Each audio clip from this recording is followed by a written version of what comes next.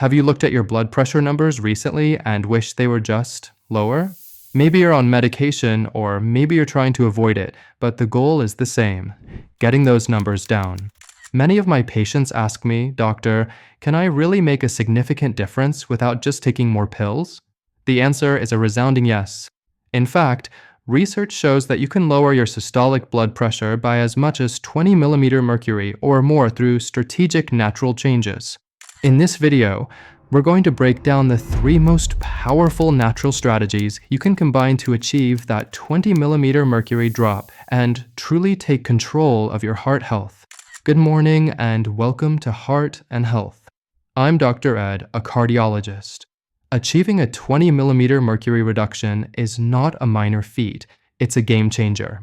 For many, a reduction of this size is enough to move them out of the hypertensive range or drastically reduce their risk of heart attack, stroke, and kidney disease. But it requires commitment, not just to one change, but to a combination of proven methods. We're talking about synergy, where the combined effect is greater than the sum of the individual parts. Today, we're focusing on the 3 pillars that give you the biggest return on investment for your heart: diet, movement, and stress management. We will look at a specific clinically backed diet plan, a precise combination of exercise types that strengthens your arteries, and a simple mental shift that calms your entire system. This is your actionable roadmap to better numbers. If this sounds like something you'd want to know about, do ensure to hit the like button, subscribe to this channel, and turn on your notification bell. Let's dive in. Number 1.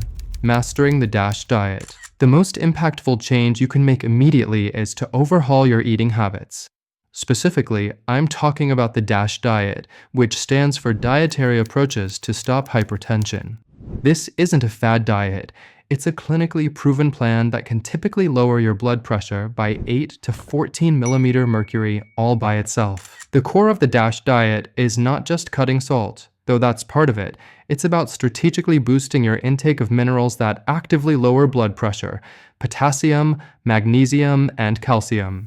You achieve this by focusing on fruits, vegetables, whole grains, lean protein, and low-fat dairy. You actively reduce saturated and total fats, and significantly, you reduce sodium. Sodium is a prime culprit because it forces your body to retain fluid, which increases the volume of blood and therefore the pressure on your artery walls. The target for sodium on the DASH diet is often set at 1,500 milligrams per day, which is roughly half a teaspoon of salt. This sounds strict, but it's achievable if you stop relying on processed and packaged foods, which is where most hidden sodium lies. By crowding out those high-sodium, low-nutrient foods with potassium-rich bananas and sweet potatoes, magnesium-rich nuts and seeds, and calcium from dairy, you are giving your body the tools it needs to actively push sodium out and relax your blood vessels. Remember, this step alone can often achieve half of your 20 millimeter mercury goal. Now, let's talk about how you implement this, especially for our audience. It's not about starvation, it's about simple swaps.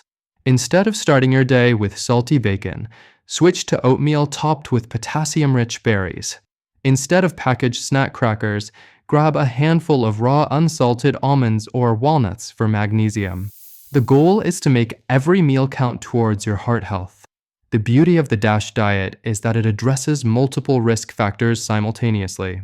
By eating whole foods, you also naturally lose weight, which is another significant factor in blood pressure reduction. So, the power of this single dietary change is truly multifaceted. Number 2. Aerobic exercise and resistance training. Next, let's talk about movement. While any physical activity is better than none, we are looking for the most efficient way to reduce blood pressure. The goal here is a consistent reduction of about 4 to 9 millimeter mercury. This comes from combining 2 key types of exercise. First, aerobic exercise, things like brisk walking, cycling, or swimming, is your priority. When you engage in steady, moderate-intensity aerobic activity for at least 30 minutes on most days of the week, you teach your heart to pump more efficiently and you teach your arteries to become more flexible. The movement releases a chemical called nitric oxide, which is a natural vasodilator, meaning it tells your blood vessels to widen and relax, immediately reducing resistance and lowering pressure. This improved function makes your circulatory system much more efficient. Second, don't neglect resistance training or strength training. Lifting weights, using resistance bands, or even doing bodyweight exercises like squats and push-ups is crucial.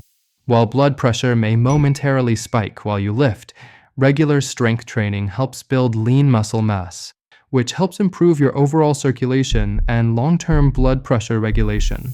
Aim for at least 2 days of resistance training per week, supplementing your aerobic routine.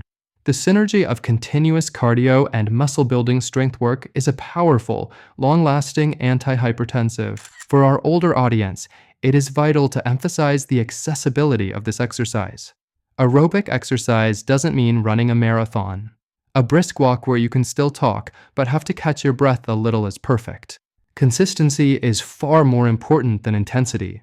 By focusing on simple, consistent movement, you are building a physical defense against high blood pressure that will serve you for years to come. Number 3. Deep breathing and quality sleep. The third powerful pillar addresses a key driver of high blood pressure that is often overlooked: chronic stress. Reducing stress through targeted techniques can contribute another 3 to 7 mm mercury reduction, rounding out your goal. Chronic stress causes a continuous flood of stress hormones like adrenaline and cortisol, keeping your heart rate up and your blood vessels tightened. We need a daily strategy to actively counteract this. The most accessible and effective technique is paced, deep breathing. A simple method is the 4-7-8 technique. Inhale slowly for a count of 4, hold your breath for a count of 7, and exhale completely for a count of 8. Doing this for just 5 minutes twice a day activates your body's parasympathetic nervous system, the rest and digest mode, which slows your heart rate and signals your blood vessels to relax. This intentional relaxation is a direct countermeasure to the stress response. Crucially, you must pair stress management with high-quality sleep. Poor sleep, less than 7 hours a night, is directly linked to higher blood pressure because your body doesn't get a chance to recover and regulate during the night. A good night's sleep naturally lowers both your heart rate and blood pressure. Prioritize a dark, cool, and quiet bedroom and try to stick to a consistent sleep schedule. If you struggle with sleep, consider establishing a calming evening ritual, like reading or listening to soothing music, rather than watching television or looking at bright screens right before bed. By actively reducing your stress hormones and ensuring restorative sleep, you are taking the foot off the gas of your heart's workload and giving your entire cardiovascular system a much-needed rest. You can do this. These are not impossible changes. They are deliberate, powerful choices that, when combined, create remarkable results. Taking control of your blood pressure is the single most important thing you can do to protect your heart and your future. If you found this video empowering, please consider subscribing to Heart and Health.